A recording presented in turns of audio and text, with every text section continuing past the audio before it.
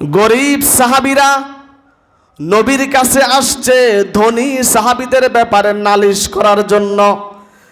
ইয়া রাসূলুল্লাহ, নবী গো, ওই যে আপনার ধনী সাহাবী, আমরাও নামাজ পড়ি, তারাও নামাজ পড়ে, আমরাও রোজা রাখি, তারাও রোজা রাখে, কিন্তু আল্লাহ তাদেরকে সম্পদ আমাদের চাইতে বেশি দিছে। ওই সম্পদ পাইয়া আপনার সাহাবীরা হজ করে, দান সাদাকা করে, উমরা পালন করে, যুদ্ধের ময়দানে আপনার সাথে জিহাদ করে, কিন্তু আমরা গরিব সাহাবী হজও করতে পারি না, উমরাও করতে পারি না, যুদ্ধের ময়দানেও যেতে পারি না। নবী বলেন, সাহাবীরা রে, আমি আজকে তোমাদেরকে এমন একটা আমল দিব, তোমরা যদি আমলটা করতে পারো, আল্লাহ পাক তোমাকে হজ আর উমরার সওয়াব দান করে দিবেন।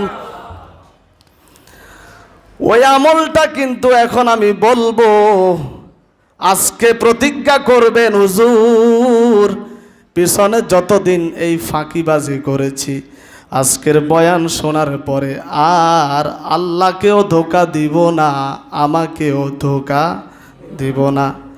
ওই আমলটা হলো, রাসূল বলেছেন, যে ব্যক্তি 5 ওয়াক্ত নামাজের পরে 33 বার সুবহানাল্লাহ, 33 বার আলহামদুলিল্লাহ, 34 বার আল্লাহু আকবার, 100 বার বলার পরে একবার পড়বে লা ইলাহা ইল্লাল্লাহু ওয়াহদাহু লা শারীকা লাহ, লাহুল মুলকু ওয়া লাহুল হামদু ওয়া হুয়া আলা কুল্লি শাইইন কাদির।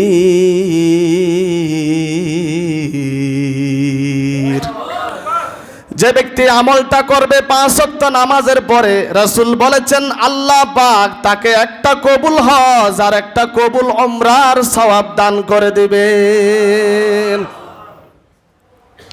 ওরে মুসল্লি ভাইয়েরা, একজন মানুষ 7-8 লক্ষ টাকা খরচ করে হজ করেছে, মক্কায় গিয়েছে, মদিনায় গিয়েছে, কিন্তু সে বলতে পারবে না তার হজ আল্লাহ কবুল করেছেন। কারণ কবুল হতেও পারে, কবুল নাও হতে পারে। আর আপনি যদি ফরজ নামাজের পরে 33 বার সুবহানাল্লাহ, 33 বার আলহামদুলিল্লাহ, 34 বার আল্লাহু আকবার, লা ইলাহা ইল্লাল্লাহু ওয়াহদাহু লা শারীকা লাহ, লাহুল মুলকু ওয়া লাহুল হামদু ওয়া হুয়া আলা কুল্লি শাইইন কাদির, এই আমলটা যে ব্যক্তি করবে, সাথে সাথে আল্লাহ তাআলা তাকে কবুল উমরা আর হজের সওয়াব দান করে দিবেন। তাহলে তার হজ কবুল হয়েছে কি হয় নাই গ্যারান্টি নাই। আর আপনি শুধু 1 থেকে 1.5 মিনিট ব্যবহার করে যদি আমলটা করতে পারেন, আপনি গ্যারান্টি করে একটা হজ আর একটা উমরার সওয়াব পেয়ে গেলেন।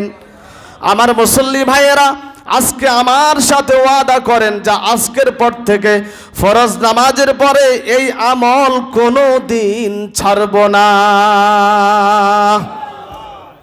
আল্লাহ তাআলা সকলের হাতকে কবুল করে নেন।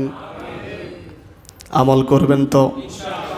মুসল্লি হচ্ছে 3 প্রকার।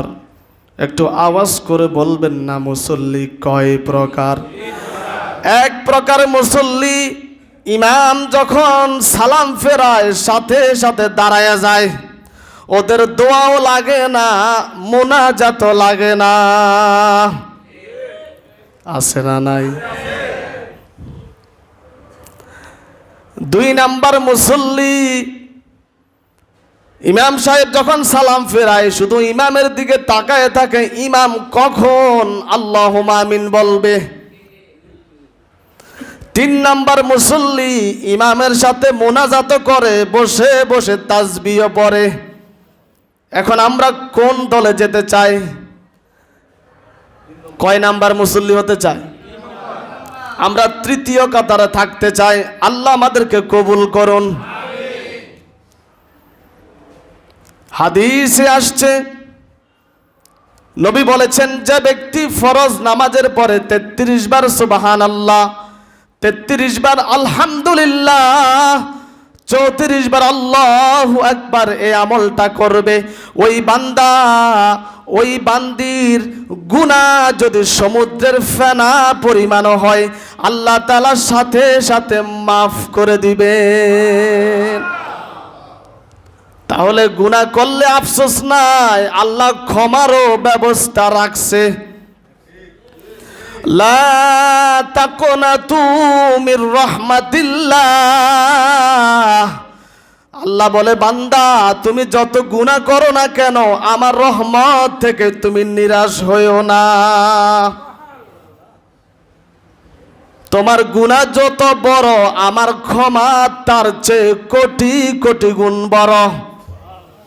হাদিসে আসছে মোহাব্বতকে, ভালোবাসাকে আল্লাহ পাক 100 ভাগ করেছেন। এক ভাগ তামাম পৃথিবীর মানুষের কাছে ভাগ করে দিয়েছেন। ওই একটা ভাগ ভালোবাসা পাইয়া কেউ অপরাধ করার পরে আমার কাছে যখন মাপ চায় আমি কিন্তু মাফ করে দিই, ঠিক কিনা? মাফ করি না? একটা ভাগ ভালোবাসা পাইয়া আমার দিলটা যদি এত নরম হয়, আর যিনি 99 ভাগ ভালোবাসার মালিক তার কি অবস্থা?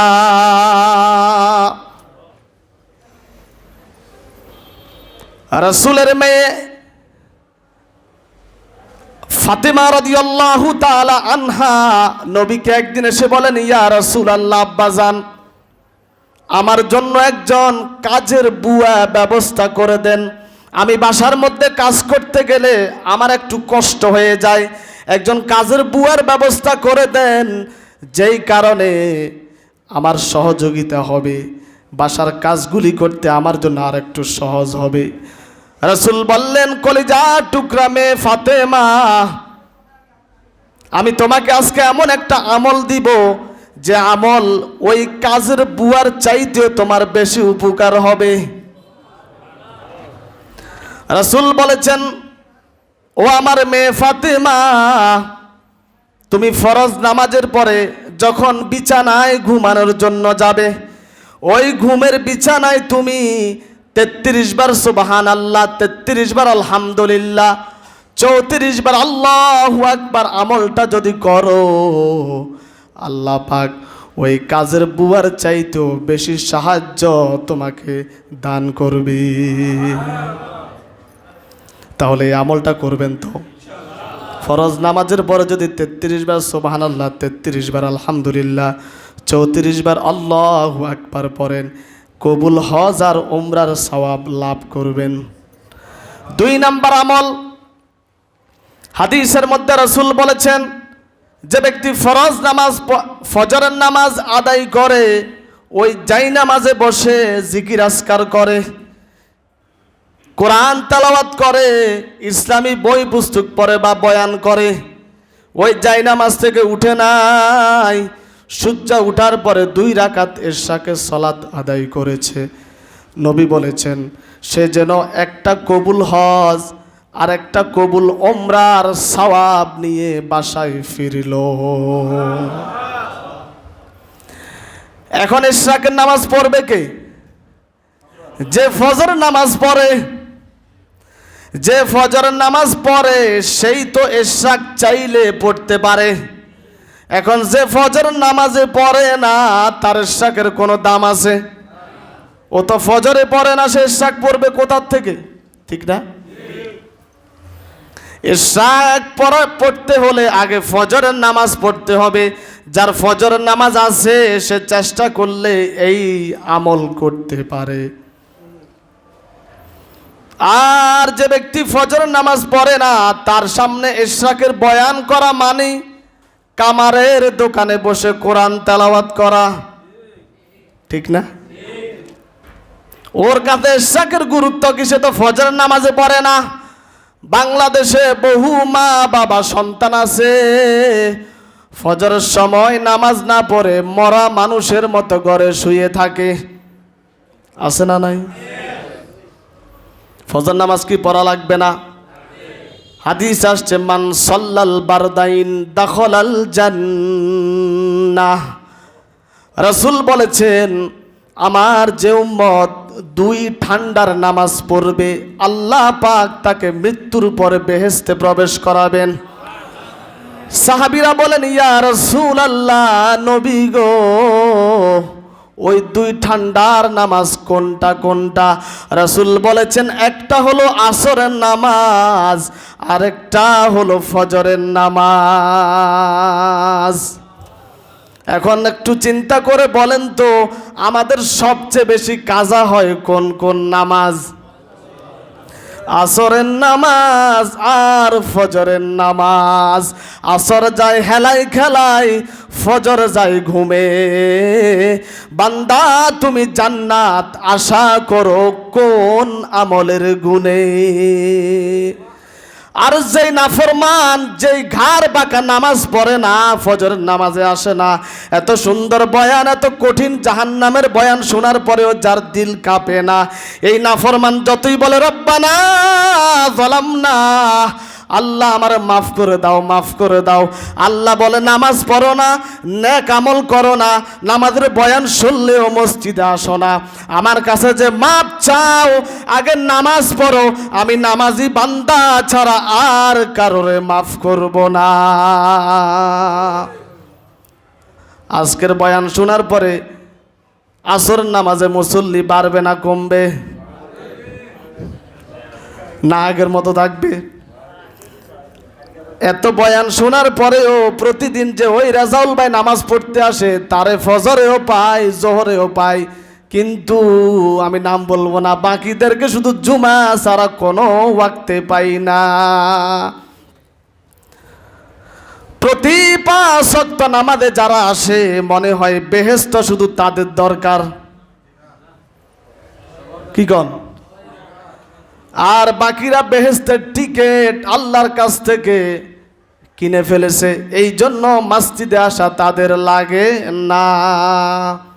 ঠিক কিনা? দেখেন একটা টিকিট দেখেন আমারে, একজন মুসল্লি দাঁড়ান যে পকেট থেকে বের করে একটা টিকিট দেখেন, দেখেন বেহেশতের টিকিট, এই জন্য মসজিদে আসি না। আবার অনেক মুসল্লি আছে ভাই, শুধু জুমার নামাজ পড়ে, একবারে বয়ানের শেষে আসে, ইমাম যখন খুতবা দেওয়ার জন্য দাঁড়ায়, দুলামিয়ার মতো মসজিদে মাথা নিচু করে ঢুকে, আবার ইমাম যখন সালাম ফেরায়, আসছে সবার শেষে, যায় সবার আগে। কয় হুজুরের বয়ান শুনতাম না, ঘাড় এত বাঁকা, তার কলিজা এত শক্ত হয়ে গেছে যে হুজুরের বয়ান থেকে আমার কিচ্ছু নাই। কি কয়? আর যে লোকটা আল্লাহরে ভয় করে না, হুজুরের বয়ান তো তার কাছে কিচ্ছু না। এ কথা কন না কেন? যেই লোকটা আল্লাহর ভয় নাই দিলের মধ্যে, তার কাছে তো কোনো হুজুর যদি শরবত বানায় গুলে খাওয়ায় দে, তার ভয় লাগবে না। ঠিক কিনা? আর যার ভিতরে দিলের মধ্যে আল্লাহর ভয় আছে, তারে বেশি বয়ানও করা লাগে না, ওই এমনিই ভয়তে মসজিদে চলে আসবে। আল্লাহ পাক আমাদেরকে বুঝার তৌফিক দান করেন।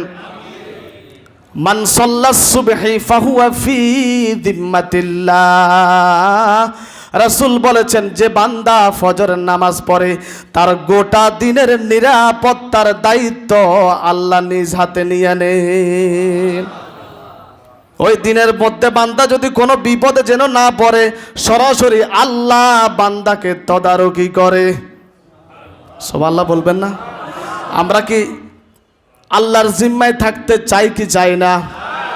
এক মুহূর্ত যদি আল্লাহ তার রহমতের চাদর থেকে আমাদেরকে দূরে সরায় দেন, দুনিয়ার কোনো শক্তি আমাকে নিরাপত্তা দিতে পারবে না। এজন্য ফজর নামাজ পড়বেন তো। ফজরের নামাজের পরে যে ব্যক্তি 2 রাকাতের শাক পড়ে, আল্লাহ তারে কবুল হজ আর উমরা সওয়াব দান করবেন। আল্লাহ তাআলা আমাদেরকে এই আমল করার তৌফিক দান করেন। 3 নম্বর আমল হলো, রাসূল করিম সাল্লাল্লাহু আলাইহি ওয়াসাল্লাম হাদিসের মধ্যে বলেছেন, আল্লাহর যে বান্দা মসজিদে নামাজ পড়ার জন্য ঘর থেকে ওযু করে রওনা দিছে, কোথা থেকে? যে ব্যক্তি ঘর থেকে ওযু করে রওনা দিল, আল্লাহ পাক সাথে সাথে তার আমল নামায় হজ আর উমরার সওয়াব লিখে দেন। আহারে কি সওয়াব আল্লাহ আমাদের জন্য প্রস্তুত করে রাখছে, আমরা নিতে পারি না, ঠিক না? আজকে থেকে ওযু করবেন বাসায়। এই যে কিছু মুসল্লি এখানে এসে গাতাগাতি করে, বাসা থেকে ওযু করলে কি লাভ? 5 থেকে 6টা ফজিলত বলতেছি, এরপরেও যদি কেউ এই বয়ান শোনার পরে এখানে ওযু করে, তারে আমার নতুন করে কিছু বলার নাই। এখানে ওযু করা গুনাহ নয়, কি নয়? আমার কথা হচ্ছে মুয়াজ্জিন সাহেব তার নতুন করে ধরেন বাসা থেকে ওযু করে আসতে পারবে না, তার বাসায় তো মসজিদ। এখন আমাদের যাদের একটু আশেপাশে বাসা আছে, আপনি ওখান থেকে ওযু করে আসেন। একটা ফজিলত বলতেছি। হাদিসে আসছে, নবী আমার ইরশাদ করেছেন, যে ব্যক্তি ওযু করে ঘর থেকে বের হলো, আল্লাহর ফেরেশতারা তার নামটা নামাজের খাতায় লিখে নেন যতক্ষণ না সে তার ঘরে আবার ফিরে যায়। তার মানে আপনি মসজিদে আসলেন, জুমার নামাজ পড়লেন, একজনের বাসার দাওয়াত খাইতে গেলেন, বাজার সদাই করলেন, আপনার দরকারি কাজ করলেন, এখনও বাসায় যান নাই, আপনি আল্লাহর ফেরেশতার খাতায় কি নামে লেখা আছেন? নামাজি মুসল্লি। সুবহানাল্লাহ বলবেন না? এটা ততক্ষণ বন্ধ হবে না, এই খাতা ততক্ষণ ফেরেশতা বন্ধ করবে না যতক্ষণ না পুনরায় আপনি বাসায় ফিরে না যান। কি ফজিলত! আরেকটা হাদিসে নবী বলেছেন, যে ব্যক্তি ভালোভাবে ওযু করে মসজিদে আসলো, আসার পরে দেখে নামাজ শেষ। নামাজ কি মাঝে মধ্যে হয় না? তাড়াহুড়া করে ওযু করে মসজিদে নামাজ পড়বে নিয়ত করে, কি সুন্দর আসছে, এসে দেখে নামাজের জামাত শেষ। রাসূল বলেছেন ওই বান্দাকে আল্লাহ তাআলা জামাতে পড়ুয়া নামাজীদের মতো সমান সওয়াব দান করবে। সাহাবীরা বলে, রাসূল ওই সওয়াব দেওয়ার সময় আল্লাহ কি কম বেশি করবেন? নবী বলেছেন, না না না, আল্লাহ ওই সওয়াব দেওয়ার সময় একটু কমও করবে না, বেশিও করবে না। 3 নাম্বার ফজিলত হলো, যে ব্যক্তি ঘর থেকে ওযু করে বের হলো, রাসূল বলেছেন হাজী সাহেবরা যখন এহরামের কাপড় পরে হজ করতে যায়, ওই এহরামের কাপড় পরা একজন হাজীর যে মর্যাদা, আল্লাহর যে বান্দা ঘর থেকে ওযু করে মসজিদের দিকে রওনা দেয়, আল্লাহ ওই এহরামের কাপড় পরা হাজীর মর্যাদা বান্দাকে দান করে। অন্য একটা হাদিসে রাসূল বলেছেন, আল্লাহর যে বান্দা ঘর থেকে ওযু করে মসজিদের দিকে রওনা দেয়, সে যেন আল্লাহর সাথে একান্তে আলাপ করার জন্য মসজিদে আসলো। আমরা যখন আমাদের মধ্যে অনেকে প্রেম করে কি করে না? প্রেম করার সময় প্রেমিকার সাথে দলবদ্ধ হয়ে সবার সামনে কথা বলে না একান্তে গিয়ে কথা বলে? আর রাসূল বলেছেন, আল্লাহর যে বান্দা নামাজের জন্য মসজিদে আসে, সে যেন আল্লাহর সাথে একান্তে আলাপ করতে আসে। ওই প্রেমিক প্রেমিকা যেমন সবার সামনে কথা বলতে মজা পায় না, সবার সামনে কথা বলতে মজা পায়, প্রেমিক প্রেমিকা যখন অবৈধ প্রেম করে, ওই হারাম কাজটাও একান্তে করতে তার কাছে মজা লাগে। লাগে কি না? আল্লাহকে সবার সামনে ডাকতে যতটা না বান্দা মজা পায়, একান্তে ডাকতে তার চাইতে বেশি মজা পায়। নামাজে আসা মানে আল্লাহর সাথে একান্তে আলাপ করা। ইহদিনাস সিরাতাল মুস্তাকিম, আল্লাহ তুমি আমাকে সিরাতে মুস্তাকিমের উপরে অটল রাখো। না জানি সকাল থেকে যত আমল করছি, যত কথা বলছি, আমার মনে হচ্ছে আমি সিরাতে মুস্তাকিম থেকে সরে গেলাম। আল্লাহ মসজিদে এসে তোমার কাছে দোয়া করছি, আমারে আবারও তুমি সিরাতে মুস্তাকিমের রাস্তায় উঠাইয়া দাও। ওই যে জুমা পড়ে গেলাম, আবার আসর নামাজে যখন মসজিদে আসলাম, আল্লাহকে বলতেছি, আল্লাহ জুমার পর থেকে আসর পর্যন্ত না জানি আমার কোন কথার কারণে, কোন আমলের কারণে আমি সিরাতে মুস্তাকিমের রাস্তা থেকে পড়ে গেলাম। আল্লাহ আবার আসরের সময় এসে তোমার কাছে দোয়া করছি, মালিক আমাকে দয়া করে তুমি আবারও সিরাতে মুস্তাকিমের রাস্তায় উঠায়া দাও। বান্দা এভাবে 5 বার এসে বলে, ইহদিনাস সিরাতাল মুস্তাকিম। আল্লাহ বলে, বান্দা এতবার বলছো আমার কাছে, আমি আল্লাহ তোমাকে সিরাতে মুস্তাকিমের রাস্তায় কবুল করে নিলাম। আজ যে লোকটা নামাজ পড়তে আসে না, সে আল্লাহর কাছে দোয়াও করতে পারে না, আর যে দোয়া করে না সে সিরাতে মুস্তাকিমের উপরেও থাকতে পারে না। যে ব্যক্তি ঘর থেকে ওযু করে মসজিদে আসলো, নবী বলেছেন আসার পথে যতটা কদম রাস্তায় ফেলছে, প্রত্যেক কদমের বিনিময়ে আল্লাহ তার আমল নামায় এক একটা নেকি দান করবে। শুধু তাই নয়, যতটা কদম ফেলেছে হাজী সফর আলী মসজিদে জুমা পড়তে আসছে, নবী বলেছেন প্রত্যেকটা কদমের বিনিময়ে আল্লাহ তাআলা তার এক একটা গুনাহ মাফ করে দিবে। আর বলা লাগবে? আল্লাহর ওয়াস্তে দয়া করে, আল্লাহকে ভয় করে, জান্নাতের আশায় আজকে থেকে ঘর থেকে ওযু করে নামাজের জন্য আসিয়েন। আর যদি বলেন হুজুর ঘর থেকে ওযু করতে গেলে নামাজ পড়তে পারবো না, তাহলে অন্তত মসজিদের সামনে ওযুখানা থেকে ওযু করে হলেও নামাজটা পড়েন, ঠিক আছে না? বলবে যে আমাদেরকে বলছে ওখান থেকে ওখানে যাওয়া তো সম্ভব না। সম্ভব যদি না, যাদের সম্ভব তারাই আমলটা করিয়েন, করলে সওয়াব আছে না? কম না বেশি? কত বেশি? অনেক বেশি, মাশাআল্লাহ। 4 নাম্বার ফজিলত, রাসূল বলেছেন যে ব্যক্তি মসজিদে আসলো কিছু শিখার জন্য এবং শেখানোর জন্য, খেয়াল করেন, মসজিদে এসেছে কিছু শেখার জন্য, কিছু শেখানোর জন্য, রাসূল বলেছেন আল্লাহ পাক সাথে সাথে তার আমলনামায় কবুল উমরা আর হজের সওয়াব দান করেন। একটা এক্সাম্পল দিব, আমাদের এই মসজিদে এশারের নামাজের পরে কোরআনের ক্লাস হয় কি হয় না? কত বান্দা এখানে বসে আলিফ বা তা শিখছে না? ওই যে এখানে লেখা আছে ঈদগামের হরফ 6টি, আবার দেখেন ঈদগামের নিয়ম কানুন লেখা আছে, এরা শিখতে আসছে না? কথা কন না কা? কি শিখতে আসছে? আচ্ছা, দুনিয়াতে কোরআনের চাইতে উত্তম কোন শিক্ষা আছে? শিখতে তো আসছে, আবার উত্তম পড়াটা শিখতে আসছে, যেটা আল্লাহর পড়া। কার পড়া?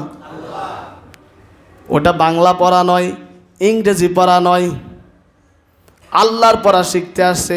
তাহলে যতদিন এভাবে শিখতে আসবে ততদিন কবুল উমরা আর হজের সওয়াব পাবে। আবার যে ওস্তাদ তাদেরকে শেখানোর জন্য আসে কিনা? কষ্ট করে আসে। নবী বলেছেন এই যে ব্যক্তি শেখানোর জন্য আসে, আল্লাহ পাক তার আমল নামেও কবুল উমরা আর হজের সওয়াব দান করেন।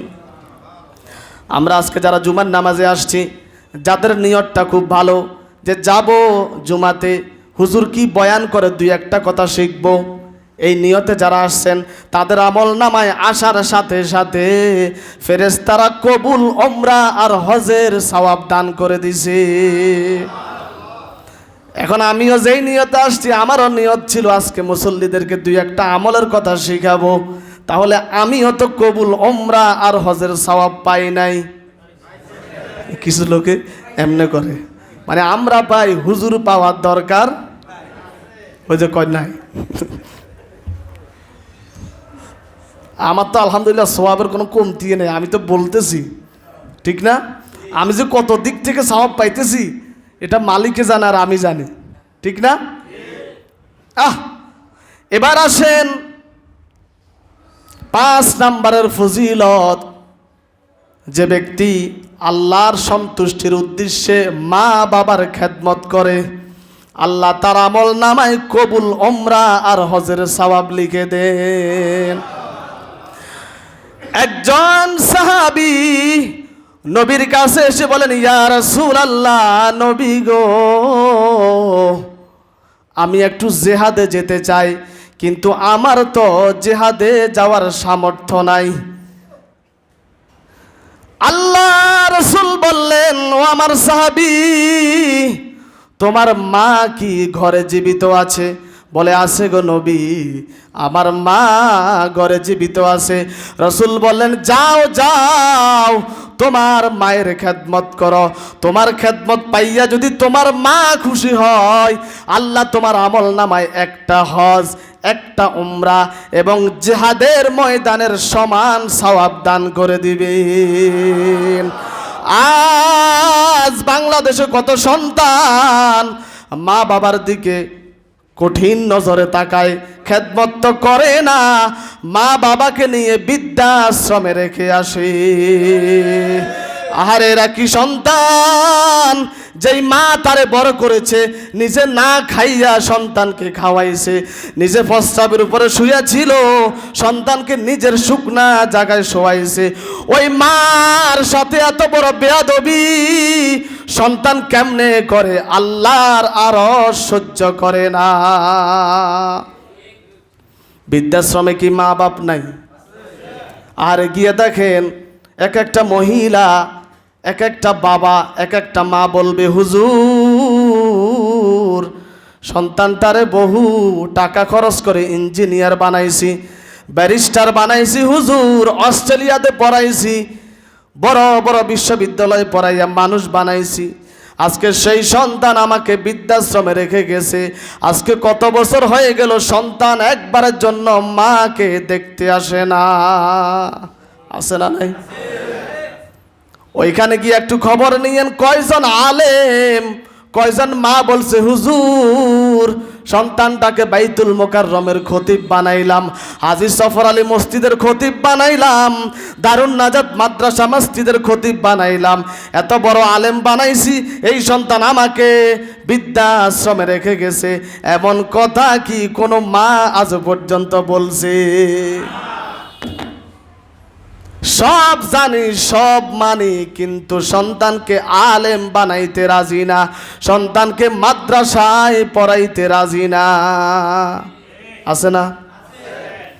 আরে ভাই, বুঝতাম না যদি একটা ছোট অন্তত একটা মাদ্রাসা তো এখানে দিছি, আল্লাহ যদি কবুল করে মাদ্রাসাটা আপনাদের সহযোগিতায় কিয়ামত পর্যন্ত এখানে টিকায় রাখবে। রাজি আছে না? নাই? দোয়া করবেন কি করবেন না? এই যে মাদ্রাসার খাতিরে কত রকমের অভিভাবক পাইছি রে ভাই। কিছু অভিভাবক বলে, আমি মাদ্রাসায় কোনোদিনও আমার সন্তান পড়াবো না। আরে, ফেরাউন দেখি নাই, নমরুদ দেখি নাই, আমার মনে হয় যদি দেখতাম এই মহিলার মতো হতো। কোন মা বাপ আছে সন্তানকে মাদ্রাসায় পড়াবো না এভাবে ডাইরেক্ট বলতে পারে? মাদ্রাসা হলো নবীর মাদ্রাসা, এই মাদ্রাসা চালু করেছেন আল্লাহর নবী। নবীর মাদ্রাসায় পড়বা না, কোন শিক্ষা তুমি অর্জন করবা? ওই যে নবীর শিক্ষা দিবা না, দুনিয়ার শিক্ষা দিবা। সন্তানকে ব্যারিস্টার বানাইবা, ইঞ্জিনিয়ার বানাইবা, পুলিশ বানাইবা, র্যাব বানাইবা, বানাও, কোনো গুনাহ নাই। এই সন্তান তোমাকে বৃদ্ধাশ্রমে ফেলে আসবে। এর কারণ হলো তাকে তুমি দ্বীনের এলেম শিক্ষা দাও নাই। যে সন্তান দ্বীনের এলেম শিক্ষা পেয়েছে, এমন কোন আলেম, এমন কোন দরবেশ, এমন কোন কুতুব, আল্লাহর ওলিরা তার মাকে কখনো বৃদ্ধাশ্রমে রেখে আসে না। সন্তানটা আলেম বানাইবেন তো? রাজি আছেন না? নাই?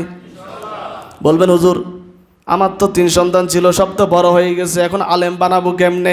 হাদিসে আসছে, আপনার সন্তান যদি না থাকে অন্তত একটা নাতির পেছনে পরিশ্রম করেন, তাকে অন্তত আলেম বানাই দেন, তাহলে আপনার সন্তানকে আলেম বানাইলে যে সওয়াব পাবেন, ওই নাতির পেছনে খরচ করার কারণে, কষ্ট করার কারণে সমান সওয়াব পাবেন। আগে হাদিসটা বলছি না? আপনার নাতি নাই, বলবেন নাতিও নাই, নিজের সন্তানও নাই, এখন কি করব? এখন কি করবেন জানেন? এই যে বিভিন্ন মাদ্রাসাতে এতিম বাচ্চা আছে না নাই? মাদ্রাসা তাদের খরচ বহন করে। ওখানে গিয়ে বলেন, হুজুর আমার তো সন্তান নাই, নাতি নাই, নাতিন নাই, কিচ্ছু নাই, একজন আলেম বানাবো খেয়াল করেছি। এই এতিম বাচ্চার আজ থেকে পড়ালেখার যত খরচ আছে আমি আল্লাহর বান্দা সব কিছু বহন করব। বলতে পারবেন কি পারবেন না? বাবা 5টা টাকাও বের হয় না, আছে না? একটা কলম কিনে দিতে মানে রাজি না। আল্লাহ আমাদেরকে এই শক্ত দিল থেকে হেফাজত করুন। কষ্ট হইতেছে? অনেক লম্বা বয়ান হয়ে গেছে। আচ্ছা, মা বাবার ব্যাপারে বলে দিই। মা বাবার জীবিত থাকতে 7টা খেদমত করবেন। কয়টা? মা বাবা মরে গেলেও 7টা হক আছে মা বাবার। কয়টা হক? আমি সংক্ষেপে বলে দিচ্ছি। জীবিত থাকা অবস্থায় মা বাবার 7টা হকের মধ্যে 1 নাম্বার হচ্ছে মা বাবাকে সম্মান করবেন। কি করবেন? অপমান করবেন না। 2 নাম্বারে মা বাবাকে ভালোবাসবেন, মায়ার নজরে দিল দিয়ে মা বাবার চেহারার দিকে তাকাবেন। হাদিসে আসছে, রাসূল একদিন বয়ান করতেছে এভাবে সাহাবীদেরকে নিয়ে যে কেউ যদি মায়ার নজরে তার মায়ের দিকে একবার তাকায় আল্লাহ তাকে কবুল ওমরা হজের সওয়াব দান করবেন। একজন সাহাবী দাঁড়ায় বলেন, ইয়া রাসূলুল্লাহ, আমি যদি সারা দিনে আমার মায়ের চেহারার দিকে 100 বার তাকাই তাহলে আমাকে কি আল্লাহ 100টা উমরা সওয়াব দিবে? নবী বলেন, আমার আল্লাহর দয়ার ভান্ডারে সওয়াবের অভাব নাই। যে বান্দা তার মায়ের দিকে দৈনিক 100 বার তাকাবে মায়ার নজরে সওয়াবের নিয়তে, আল্লাহ পাক তার আমল নামায় 100টা উমরার সওয়াব দান করে দিবে। 3 নম্বরে মা বাবার যে কথা বলে মা বাবার কথার আনুগত্য করবেন। 4 নম্বরে মা বাবার সেবা যত্ন করবেন। মা বাবা বৃদ্ধ হয়ে গেলে তাদের সেবা দরকার আছে না নাই? এই সেবা আমরা যতটুকুন মা বাবাকে কাছে পেয়েছি অথবা কাছে আছে আমরা খেদমত করব। আর যদি নিজের কাছে না থাকে নিজের স্ত্রীকে ফোন দিয়ে বলবো, মায়ের কাপড়টা একটু ধুয়ে দিও, বাবার লুঙ্গিটা একটু ধুয়ে দিও, কারণ আমি তো নাই, আমার উপর দায়িত্ব ছিল মা বাবার খেদমত করা। দরকার আছে না নাই? এরপরে 5 নম্বরে তাদের সুখ শান্তির ব্যবস্থা করা, তারা যেন একটু শান্তিতে থাকতে পারে। এই সুখ শান্তি রাখার জন্য যা যা কিছু প্রয়োজন করবেন। 6 নম্বরে তাদের প্রয়োজন পুরা করা। কাপড়ের প্রয়োজন, মাঝে মাঝে ওষুধের প্রয়োজন লাগে না? তাদের প্রয়োজনগুলি সন্তান হিসাবে আমাদেরকে পুরা করে দিতে হবে। 7 নম্বরে মা বাবা যদি দূরে থাকে মাঝে মাঝে গিয়ে মা বাবার খোঁজ খবর নেওয়া, মা বাবার সাথে সাক্ষাৎ করা। একবার যদি নাও যেতে পারেন অন্তত টেলিফোনে মা বাবার কাছে মা বাবার খোঁজ খবর নিবেন আর মা বাবার কাছ থেকে দোয়া চাইবেন। এরপরে মৃত্যুর পরে কি করবেন? মৃত্যুর পরে সন্তানের উপরে 7টা করণীয়। 1 নম্বরে তাদের জন্য বেশি বেশি দোয়া করবেন। হাদিসে আসছে, কোনো মানুষ যখন মারা যায় ওই মৃত ব্যক্তি তাকায় থাকে কখন আমার সন্তান আমার জন্য হাত তুলে আল্লাহর কাছে দোয়া করবে। 2 নম্বরে কিছু দান সাদাকার মাধ্যমে মা বাবার কবরের সওয়াব পাঠাবেন। মাঝে মাঝে মসজিদে একটা ফ্যান দিবেন, নিয়ত করবেন আল্লাহ এই ফ্যানের সওয়াব আমার মায়ের কবরে তুমি পৌঁছায়া দিও। যতদিন এই ফ্যানটা ঘুরবে এই ফ্যানের নিচে যত মানুষ নামাজ পড়বে আরাম করে, প্রত্যেক নামাজের সওয়াব আপনার মায়ের বাবার কবরে আল্লাহ পৌঁছাবে। এখন খুঁজতে অনেকে রাজি হয় না, 500 টাকা দিবে বাইরে ভাই, 6 বছরও দে না, আছে না? আপনারা নয় আর কি, বহু আছে 10টা টাকা দিতে চায় না, জুমার দিন চুপ করে বসে থাকে, সারা সপ্তাহ তো দেয় না, জুমার দিনও দেয় না। এমন বুজুর্গ আছে না, চুপ করে নিচের দিকে তাকায় বসে থাকে। আমরা এমন বুজুর্গ হব না, আমরা দানশীল হব। রাসূল বলেছেন হাদিসে কুদসি, আল্লাহ বলেছেন তুমি খরচ করো, আনফিক খরচ করো, উনফিক আলাই। কিছুদিন 2-4 দিন আগের ঘটনা, আমার পকেটে আছে 20 টাকা। কয় টাকা? এ কথা কয় না, কয় টাকা? আমি তো আর আপনাদের মতো পয়সাওয়ালা না, লাখ লাখ টাকা নিয়ে ঘুরবো। পকেটে আছে 20 টাকা, আমি ওই 20 টাকা কাকে না কাকে দান করে দিয়েছি মনে নাই। এশার নামাজের পরে হঠাৎ আমার পকেটে 800 টাকা আল্লাহ ব্যবস্থা করে দিছে। তখন হাদিসটা মনে পড়ছে, আনফিক বান্দা তুমি খরচ করো, উনফিক আলাই, তাহলে আমি তোমারে দিব। তাহলে পাইতে হলে খরচ করতে হবে, পাইতে হলে দিতে হবে, আর না দিলে পাওয়া যাবে না। এখন আমরা তো দিতে চাই না, ঠিকই পাইতে চাই। এটা কি ঠিক? এটা কি বিচার হইল? বিচার হইছে পাইতে হলে দিতে হবে, আর আমাদের বিচার হলো দিব না, তবে পাওয়ার আশা রাখি। এরপরও আল্লাহ দে না? যে কৃপণ তারেও আল্লাহ দে, আর যে দানশীল তারেও আল্লাহ। কিন্তু দুজনে আল্লাহর সন্তুষ্টি মতো আল্লাহর কাছ থেকে নিতে পারে না। একটা হচ্ছে সন্তুষ্টি চিত্তে নেওয়া, আর একটা হচ্ছে আল্লাহকে নারাজ করে নেওয়া। 3 নম্বরে, মা বাবার বন্ধু বান্ধব থাকলে তাদের সাথে সম্মানজনক আচরণ করতে হবে। আমাদের মা বাবা জীবিত থাকতে কত দোকানদারের সাথে সম্পর্ক ছিল, কত মুসল্লির সাথে সম্পর্ক ছিল কিনা, কত বোনের সাথে সম্পর্ক ছিল। ওই মা বাবা মারা যাওয়ার পরে তাদের সাথে সুন্দর আচরণ করতে হবে, এটা আমার হক। 4 নম্বরে, মা বাবা যাদেরকে বন্ধু বান্ধব বানাইছে তারা যদি কখনো বিপদে পড়ে, আমার যদি তৌফিক থাকে, আমি আমার সাধ্য মতো তাদেরকে সহযোগিতা করব। 5 নম্বরে, মা বাবা যদি দুনিয়াতে কোনো ঋণ করে যায়, করে কিনা, ঋণ করে যায়, সন্তান হিসাবে তাদের ঋণগুলি শোধ করে দেওয়া দায়িত্ব। না হয় মা বাবা কবরে কিন্তু কষ্ট পাবে। হাদিসে আসছে, কোনো বান্দা যদি ঋণ রেখে মারা যায়, কি রেখে? ঋণ রেখে যদি মারা যায়, ওই মৃত ব্যক্তির আত্মাটা, রুহুটা আসমান আর জমিনের মাঝখানে ঝুলতে থাকে। যতক্ষণ ঋণটা পরিশোধ না করে ততক্ষণ এভাবে ঝুলন্ত অবস্থায় থাকে। আর আমরা কত বাটপারিয়া চিটারি যে জানি, মানুষের কাছ থেকে 1 ঘন্টার কথা বলে টাকা নিয়ে আর টাকা দেয় না, আছে না নাই? কত মানুষের টাকা মেরে দিছি, হাওলাত নিয়ে দিব বলে আর দেই না। এমনও মানুষ আছে, ওই যে গত জুমায় না এর আগে জুমায় বলেছি মনে নাই, দোকানে মাল খাই আস্তে করে বাসাটা এখান থেকে ছেড়ে দিয়ে চিটাং রোডের ওই পাশে বউবাজারে বাসা নেই। জিজ্ঞেস করলো, আমি তো বউবাজারে আছি। এটাও তো বউবাজার, চিটাং রোডের ওই পাশে একটা বউবাজার আছে না নাই? আমি তো বউবাজারে আছি, আমি তো পালাই নাই। কত বড় বাটপার! সাবধান, কারো হক না হক করবেন না, কারণ মানুষের হকের গুনাহ আল্লাহ মাফ করবে না। এই জন্য মানুষের সাথে লেনদেন করতে, কাজ কারবার করতে সাবধানতার সাথে করতে হবে, যাতে আমার জানা মতে অন্তত আমি মানুষের উপকার করতে না পারি, যাতে ক্ষতি না হয়। এরপরে 6 নাম্বার, মা বাবা যদি কোনো ওসিয়ত করে যায়, মা বাবা যদি কোনো ওসিয়ত করে যায় সন্তানকে, আমি মারা গেলে এই কাজটা করিও আমার জন্য, সন্তানের উচিত মা বাবার ওসিয়তকে পূর্ণ করা। 7 নাম্বার, মা বাবা মারা গেলে কবরের পাশে গিয়ে জিয়ারত করা। হাদিসে আসছে, কোনো বান্দা যখন কবরের পাশে গিয়ে জিয়ারত করে, ওই মৃত ব্যক্তি তাকে স্বচক্ষে দেখতে পায়।